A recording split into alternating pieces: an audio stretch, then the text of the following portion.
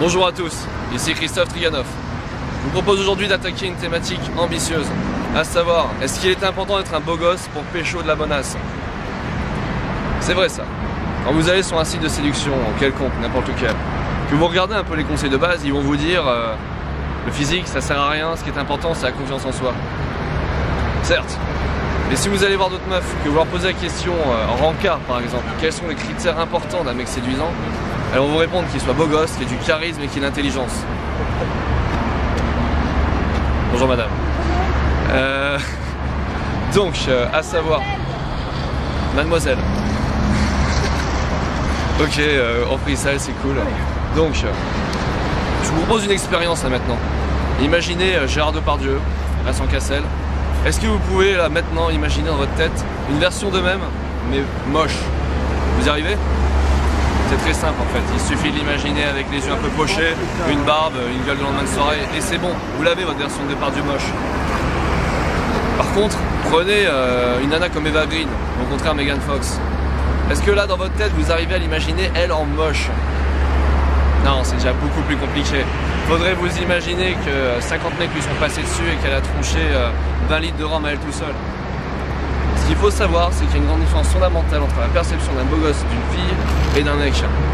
Un mec va percevoir une fille bonne, c'est du côté statique, du côté de la photo.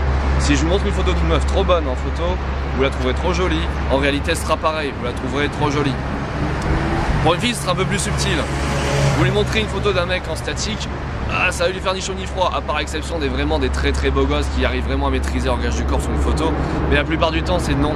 C'est seulement quand il sera en dynamique, qu'il sera visible en réalité, qu'elle saura dire si ce mec lui plaît ou pas. En gros, c'est une dynamique. En fait, c'est un physique dynamique. Un physique qui fait ressentir à la femme que vous êtes aligné avec vous-même et que vous êtes dans votre fort intérieur, que vous êtes vraiment vous à l'instant donné, que vous ne savez pas de vous travestir notamment. Prenons autre chose, un petit exemple pour vous montrer, appuyer cette théorie-là. Prenez tous vos potes qui vous parlent de leurs ex ou de leurs copines. Ils vont vous dire, en général, faites plutôt l'inverse. Prenons vos copines, quand elles vous parlent de leur mec, elles vont dire, ça peut leur arriver de dire, ah mon mec, il est pas très beau, mais il est drôle. Ou il a du charisme, ou il a de la présence, ou il sait cuisiner, j'en ai rien à foutre.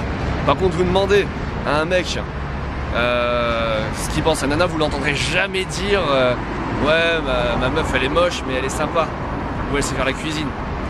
Voilà, c'est le genre de petites subtilités qui doivent faire prendre conscience que le physique pour une femme est purement dynamique. Ensuite, une chose qui est importante, qui me paraît essentielle pour pouvoir apprendre à séduire, c'est qu'avoir confiance en soi ne signifie pas forcément avoir confiance en son physique.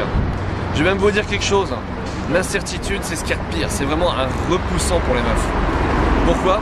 Parce que vous ne savez jamais, moi pendant des années, je n'arrivais pas à pécho des meufs, j'avais une période où j'étais moins bon. Pourquoi? Parce que justement j'étais incertain. Je ne savais pas si j'étais beau ou si j'étais moche. Si mec à chaque fois je voyais une nana qui me regardait, je regardais qu'un regard interrogateur en mode tu me trouves beau ou pas beau? Alors que la question finalement c'est que même si vous vous trouvez moche et que vous savez que vous êtes moche, bah c'est mieux comme ça. Comme ça vous serez lucide avec vous-même et finalement bah, ça vous les remarques qu'on vous fera là-dessus ne vous atteindront plus.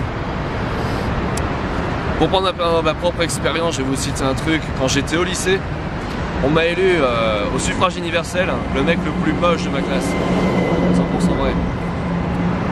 Le mois suivant, j'ai chopé une petite Slovaque qui était absolument canon.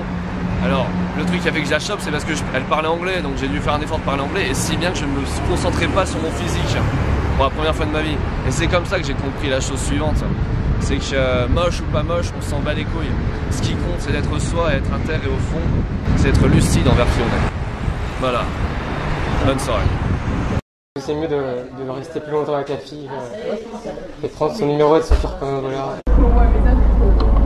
Et il n'y a pas d'autre forme de pression sociale que celle-ci qui vous pousse totalement à être heureux, parce que les filles que vous allez rencontrer, elles sont très sensibles à ça.